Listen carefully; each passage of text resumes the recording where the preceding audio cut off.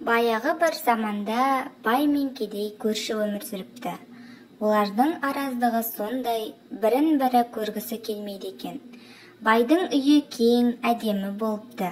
Іші толған алтын мен күміс. Ал кедейдің үйі ағаштан жасалған, төбесін бұтамен жапқан қора екен. Алтын мен күміс түгілі нанын әзер тауып жепті. Егін егіп, оны суарып, күтіп, орып, өз күнін өзі көріпті. Бір жылы көктемде алапат су тасқыны болады. Бай алтынын көтеріп ағаштың басына шығып кетеді. Ал кедей болса бір көмеш нанын қойнына салып, ол да ағаштың басына көтеріледі. Су тасқыны 15 күнге созылады.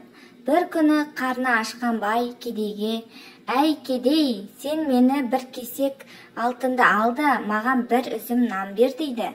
«Жоқ, алтының өзіңе нан бере алмаймын» деп жауап береді кедей.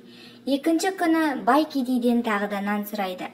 «Алтынымның жартысын берейін» дейді ол бұл жолы. «Жоқ, бере алмаймын» деп бұл жолы да кедей келіспейді. Ақыры аштан өліп бара жатқан соң шыдамай, бай бір үзім нанға барлық алтынын айырбастайтынын айтады. Кедей бәрібір көнбейді.